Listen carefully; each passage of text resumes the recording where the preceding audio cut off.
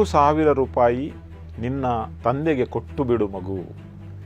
ಈ ರೀತಿಯಲ್ಲಿ ಕೂಡ ಒಂದು ಸ್ಕ್ಯಾಮ್ ಆಗ್ತದೆ ಅಂತ ನಿಮ್ಗೆ ಗೊತ್ತಾ? ತುಂಬ ಜನರಿಗೆ ಗೊತ್ತಿರಬಹುದು, ಕೆಲವರು ಟ್ರ್ಯಾಪ್ ಈಗಲೇ ಆಗಿರಬಹುದು. ಈ ಘಟನೆ ನಡೆದದ್ದು ಕೂಡ ಬೆಂಗಳೂರಲ್ಲಿ. ಇದು ಮೇ 4 ತಾರೀಕಿಗೆ ಶನಿವಾರ ಬೆಂಗಳೂರಲ್ಲಿ ನಡೆದಂತಹ ಘಟನೆ.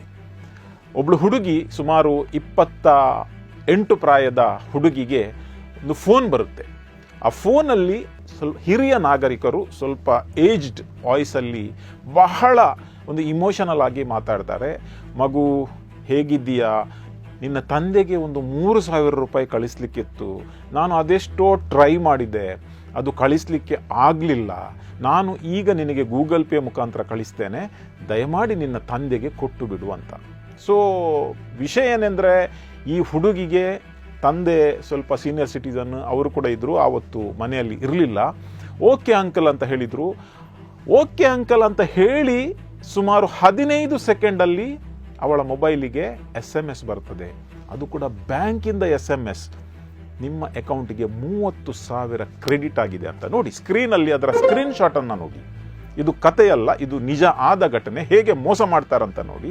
30,000 ರೂಪಾಯಿ ಈ ಹುಡುಗಿಯ ಬ್ಯಾಂಕ್ ಅಕೌಂಟಿಗೆ ಕ್ರೆಡಿಟ್ ಆಗಿದೆ. ಆವಾಗ ಸ್ವಲ್ಪ ಡೌಟ್ ಬರ್ತದೆ ಇವಳಿಗೆ, ಅರೆ 3,000 ಅಂತ ಹೇಳಿದ್ದು 30,000 ಯಾಕೆ ಕಳಿಸಿದ್ರು ಅಂತ. ಇಮ್ಮಿಡಿಯೇಟ್ ಆಗಿ ಒಂದು 15 ಸೆಕೆಂಡ್ಸ್ ನಂತರ ಮತ್ತೆ ಅದೇ ನಂಬರಿಂದ ಅವರೇ ಕಾಲ್ ಮಾಡ್ತಾರೆ. ಮಗು, ನಾನೊಂದು ಮಿಸ್ಟೇಕ್ ಮಾಡಿದ್ದೆ, 3,000ದ ಬದಲಿಗೆ ನಾನು 30,000 ರೂಪಾಯಿ ಕಳಿಸಿದ್ದೆ, ನನಗೆ ಏಜ್ ಆಯಿತು ಗೊತ್ತಾಗಲಿಲ್ಲ, ಅದು 1 0 ಹೆಚ್ಚಾಗಿ ಏನಾಯ್ತು ಅಂತ ಗೊತ್ತಿಲ್ಲ, ನಾನು ಕಳಿಸಿಬಿಟ್ಟೆ, ದಯಮಾಡಿ ನನಗೆ ಅರ್ಜೆಂಟಾಗಿ ವಾಪಸ್ ಕಳಿಸು. ನಾನು ಇವಾಗ ಒಂದು ಡಾಕ್ಟರ್ನ ಕ್ಲಿನಿಕಲ್ಲಿದ್ದೇನೆ, ನನ್ನ ಹತ್ರ ಇದ್ದದ್ದೇ ಸುಮಾರು ಅಷ್ಟೇ ಹಣ, ನಾನು ಎಲ್ಲ ಕಳಿಸಿಬಿಟ್ಟೆ, ದಯಮಾಡಿ ನನಗೆ 27,000 ವಾಪಸ್ ಕಳಿಸು, 3,000 ನಿನ್ನ ತಂದೆಗೆ ಕೊಟ್ಟು ಬಿಡು ಅಂತ.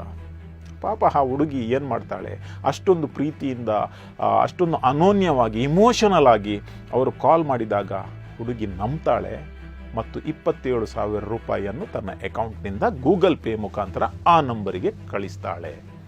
ನೋಡಿ, ಇಲ್ಲಿ ಎಷ್ಟೊಂದು ದೊಡ್ಡ ಮಿಸ್ಟೇಕನ್ನು ಮಾಡಿದ್ದಾರೆ. ಇದು ಯಾರು ಕೂಡ ಈ ಮಿಸ್ಟೇಕನ್ನು ಮಾಡ್ಬೋದು, ಯಾರು ಕೂಡ ಸಿಂಪಲ್ ಆಗಿ ಇದರಲ್ಲಿ ಟ್ರ್ಯಾಪ್ ಆಗಿರ್ಬೋದು. ಯಾಕಂದರೆ ನಾವೆಲ್ಲರೂ ಇಮೋಷನ್ ಆಗ್ತೇವೆ, ನಮಗೆ ಪಾಪ ಪುಣ್ಯ ತುಂಬ ಜಾಸ್ತಿ.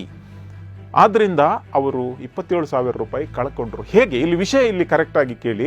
ಆ ಬಂದ SMS ಏನಿದೆ ಅದು ಡಿಟ್ ಬ್ಯಾಂಕ್ನವರು ಹೇಗೆ ಕಳಿಸ್ತಾರ ಹಾಗೇನೆ ಕಳಿಸಿ ಮೋಸ ಮಾಡಿದ್ದಾರೆ. ಇವರು ಇಮ್ಮಿಡಿಯೇಟ್ಲಾಗಿ ತಮ್ಮ ಆ್ಯಪ್ನ ಮುಖಾಂತರ ಬ್ಯಾಂಕಿನ ಆ್ಯಪಿಗೆ ಹೋಗಿ ಆ 30,000 ರೂಪಾಯಿ ಬಂದಿದೆಯಾ ಇಲ್ವಾ ಅಂತ ಚೆಕ್ ಮಾಡಬೇಕಿತ್ತು. ಚೆಕ್ ಮಾಡಲಿಲ್ಲ, ಸುಮ್ಮನೆ ಸಿಂಪಲ್ ಆಗಿ ನಂಬಿಬಿಟ್ರು. ಸೆಕೆಂಡ್ ಆಗಿ ಅದೆಷ್ಟೋ ಜನ ಮೋಸ ಹೋಗ್ತಾರೆ. ಒಂದು ಯಾವಾಗಲೂ ನೆನಪಿಡಿ, ನಿಮಗೆ ಬ್ಯಾಂಕಿನಿಂದ ಒಂದು ವೇಳೆ ಫೋನ್ ಬರುವುದಾದರೆ ಅದರಲ್ಲಿ ಟ್ರೂ ಕಾಲರಲ್ಲಿ ಗ್ರೀನ್ ಕಲರಲ್ಲಿ ಬರ್ತದೆ.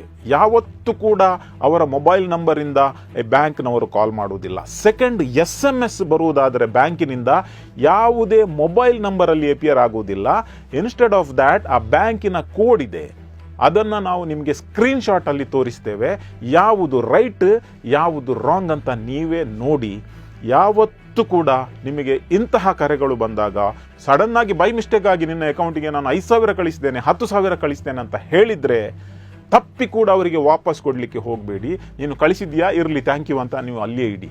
ಒಂದು ವೇಳೆ ಪರಿಚಯದವರು ಹಾಗೆ ಏನಾದರೂ ಮಾಡಿದರೆ ಅವರ ಹತ್ರ ಫೋನಲ್ಲಿ ಮಾತಾಡಿ ನಿಮ್ಮ ಬ್ಯಾಂಕ್ ಅಕೌಂಟಿಗೆ ಹೋಗಿ ಚೆಕ್ ಮಾಡಿ ವಾಪಸ್ ಕಳಿಸಿ.